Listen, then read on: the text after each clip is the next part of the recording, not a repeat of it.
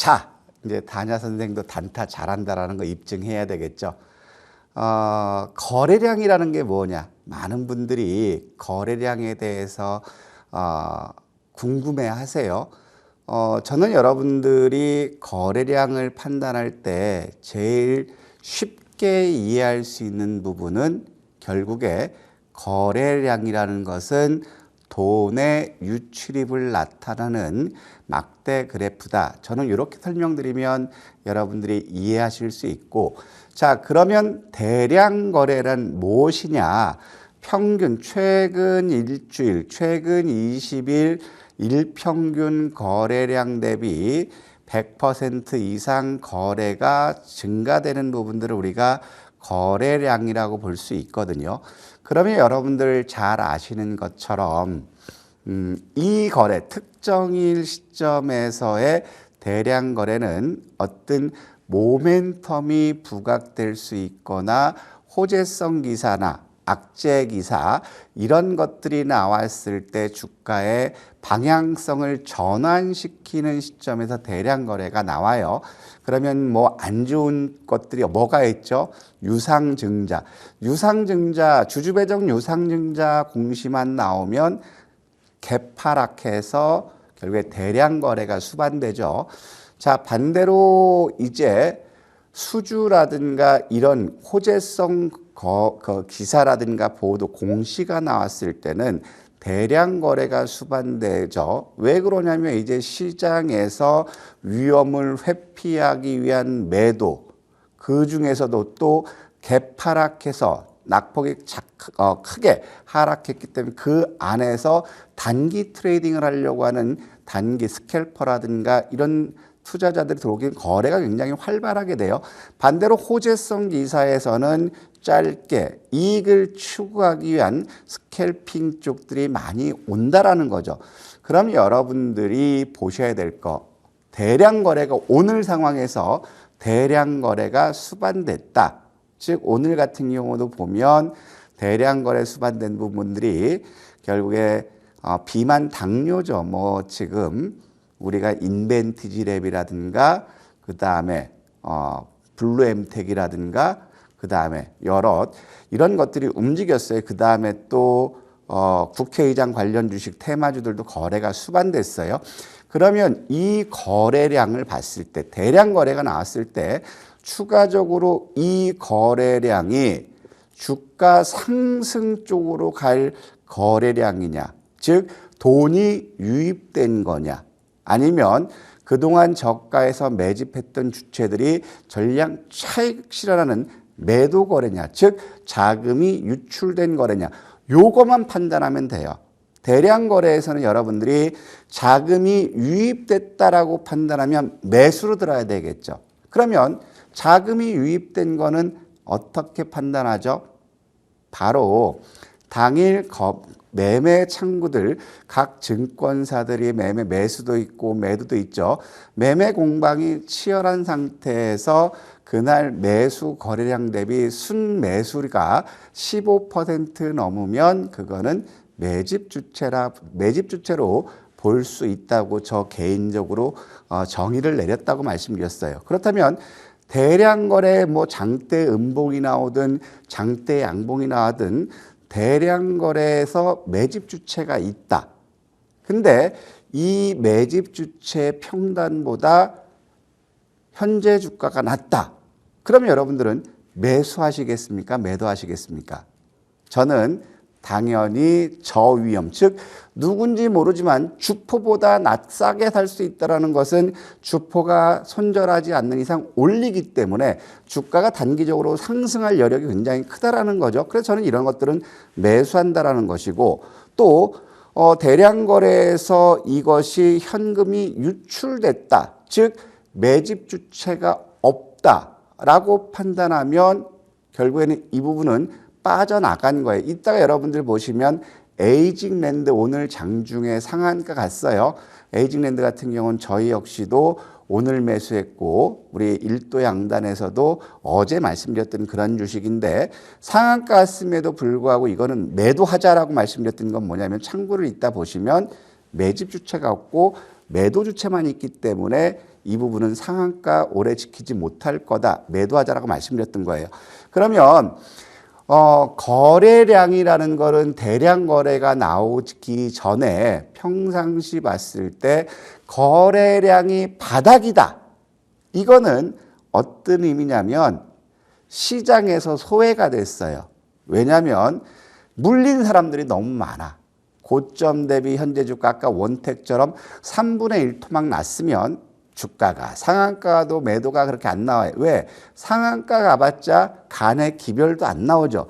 그러면 결국에 물려있는 평단가 수준까지 왔을 때 감내할 수 있는 손실 수준이 왔을 때 거래가 수반된다라는 거예요. 즉 주가 바닥 상황에서는 거래량 또한 바닥이 나온다라는 거고, 바닥권에서 결국에 거래가 급증했을 때 두 가지 경우죠. 악재가 나와서 손절하기 위한 거래, 아니면 모멘텀 호재가 나와서 급등하기 위한 바닥에서 급반등하는 상황, 이 두 가지 경우예요. 그리고 이제 거래량이 이렇게 봤더니 점증 조금씩 증가돼요. 그러면 이런 특징은 뭐냐면 주가가 차츰 상승하는 그러한 그림을 보인다라는 거예요. 즉 거래가 급증했다라는 것은 향후 주가의 변동성이 크게 나올 수 있다라는 것이기 때문에 여러분들께서는 이 부분을 봐야 된다. 자, 그러면 여러분들까지 이제 말씀드릴게요. 자, 어떤 모멘텀이나 이슈가 부각돼서 대량 거래가 수반됐다. 그러면 언제까지 주가에 영향을 미칠 수 있을까요? 여러분 한번 고민 한번 해보실까요? 언제까지 미칠 수 있을까요? 바로 그 모멘텀이나 이슈가 소진될 때까지, 해소될 때까지는 그 모멘텀이 지속된다라는 거예요. 여러분들 많이 아시는 것처럼 어느 기업이 M&A, 인수합병한다. 최근에 롯데렌탈이었어요. 롯데렌탈 매각 이슈가 장 끝나고 나오니까 그 다음날 갭 상승해서 장대 음봉 나왔지만 결국에 매각이 종료되는 시점까지는 M&A에 대한 이슈가 있기 때문에 장대 음봉을 뛰어넘는 주가 모멘텀이 나온다라는 거죠. 즉 그 이슈가 소진될 때까지는 대량 거래는 추세를 그대로 유지할 수 있다라는 거죠. 언제까지? 이 대량 거래보다 더 많은 대량 거래가 수반될 때까지 추세는 유지된다라는 것이고, 그러면 우리가 지난번에 여러분들 잘 생각해 보세요. 대량 거래가 수반됐을 때 우리가 반드시 알아야 될 건 뭐라고 그랬죠? 평균가 계산. 대량 거래에서 주가가 평균 가격보다 높게 저가가 형성된다면 최근 고가를 돌파한다고 말씀드렸고, 평균가에서 지지받았을 때는 최근 고가 수준까지 반등할 수 있다라고 말씀드렸죠. 평균가를 이탈했을 때는 언제? 대량 거래량 당일 주가 바닥권에서 바닥 저가를 기다리자, 이런 말씀드렸죠. 이거를 모르시는 분들은 열심히 방송 안 보셨다라는 거예요. 그래서 평균가 계산은 여러분들이 꼭 이 부분은 잡아야 되겠다, 이런 말씀드리고 싶고, 자, 그럼 이제 모르겠어요. 그러면 쉽게 사례를 들어주세요, 이런 얘기를 하거든요.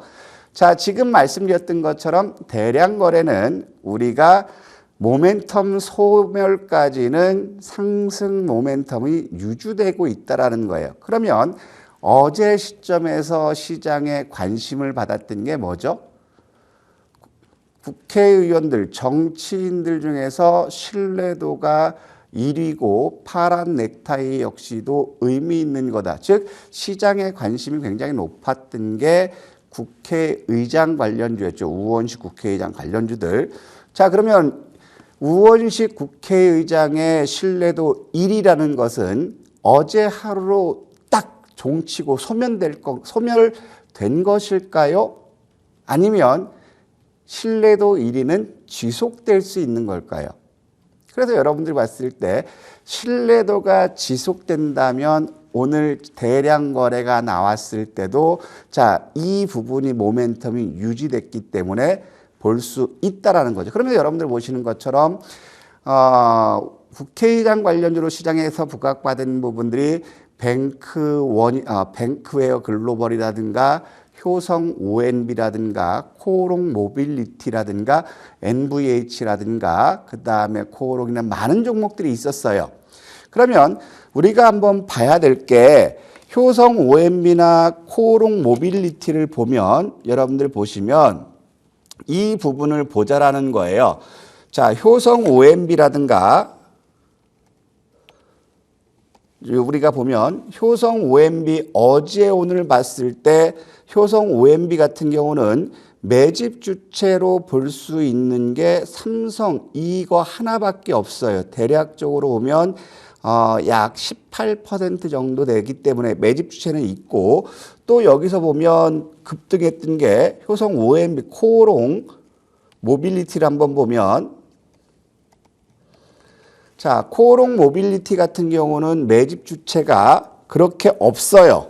지금 기준에 맞는 게 없어요. 근데 여러분 보면 자, 지금 코오롱 모빌리티 같은 경우는 오늘 대량 거래 장대 음봉 나왔지만 자, 이런 것들은 저는 한 번쯤 이슈가 살아있기 때문에 아직 끝나지 않았다라는 거. 그 다음에 중요한 거 두 번째, 효성 ONB 역시도 강세를 보였지만 매집 주체는 하나밖에 없다라는 거죠. 그러면 우리가 봐야 될 때, 자, 효성 ONB도 그렇고 코오롱 모빌리티도 마찬가지지만 우리가 볼 거는 뱅크웨어 글로벌이라든가 한번 보면 지금 이런 것들은 매집 주체는 없지만 뱅크웨어 글로벌 창구를 보시면 어떻죠?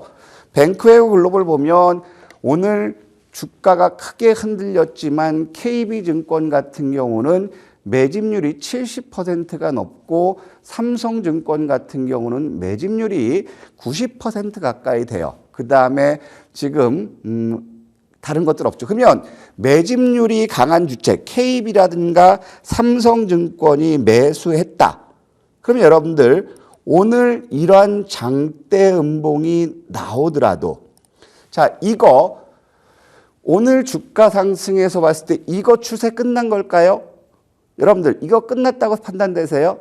저는 아직 안 끝났다라고 생각해. 왜? 매집 주체가 있으니까. 지금 여기서 보면 뱅크웨어 글로벌은 KB증권의 평단 가격이 8,965원이에요. 8,965원. 근데 오늘 저가가 얼마냐면 7,860원이라는 거죠.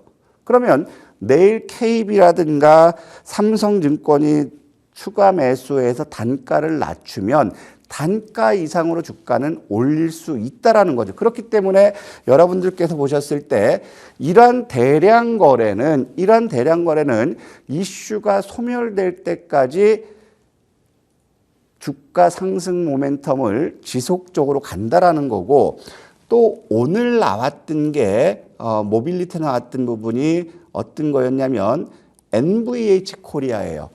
저는 NVH 코리아 같은 경우는 오늘 주가가 이런 장대 음봉 나왔을 때 한 번쯤 이거는 매수해도 되겠다라고 했던 게 뭐냐면 저는 이동평균선에서 지지를 가장 보는 게 300일 지지는 강하게 받을 수 있다라고 말씀드렸고 오늘 3,150원에서 2,580원까지 주가가 움직이는 폭이 굉장히 컸죠. 오늘 움직이는 폭을 보면 자, 몇 퍼센트냐면 23%가 움직였어요. 23% 장대 음봉이 나면 여러분들 다 털고 나갔네. 이 주식 안 될 것 같네.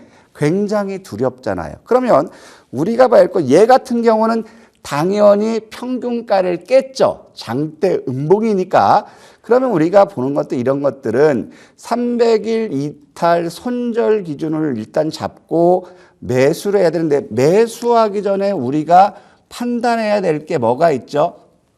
누가 매수했는지, 매집 주체는 누군지를 봐야 되겠죠.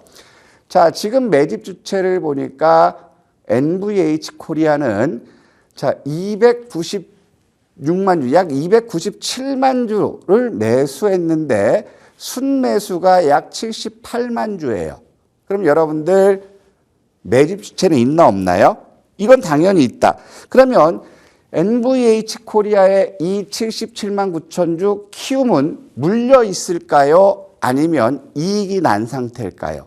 키움의 평단을 열어보면 2,847원이라는 거예요. 2,847원인데 결국에 오늘 주가가 2,580원까지 왔죠. 2,600원. 그러면 이거는 얼마까지 갈 수 있을까요? 2,847원 이상에서 팔아야지 키움이 물리지 않기 때문에 얘는 이 범주에서 이 사이에서 움직일 거고 2,870원 이상은 움직일 수 있다는 거죠. 그러면 이 폭으로 여러분들 보더라도 단기 바닥권을 봤을 때 결국에 단기 트레이딩에서 10% 내외 8% 정도 저위험 수익을 먹을 수 있다는 것이고 또 얘들이 매수를 확대시켰을 때 그리고 인지도 1위 이슈가 소진되지 않고 뱅크웨어 글로벌이 고점을 돌파한다면 얘 역시도 이 고점 돌파할 수 있다. 그래서 대량 거래를 판단했을 때 여러분들한테는 말씀드렸던 이유가 평균가는 얘는 깼지만 매집 주체가 있는지 없는지 이 부분을 봐야 될 거고 그러면 여러분들 오늘 상황에서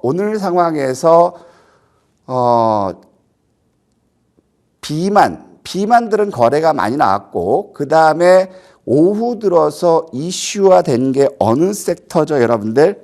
오늘 보면 탄소 포집 쿠스죠. CUUS 탄소 포집 활용 저장 이거 관련주들이 오늘 강세를 보였거든요. 차트 한번 우리가 PPT를 보면 오늘 같은 경우에서도 보면 탄소 포집 관련주들이 대량 거래가 수반됐어요. 왜 수반됐냐면 그동안 트럼프는 신재생 에너지는 저리 가. 우리는 석유 개발을 할 거야. 가스 개발할 거야.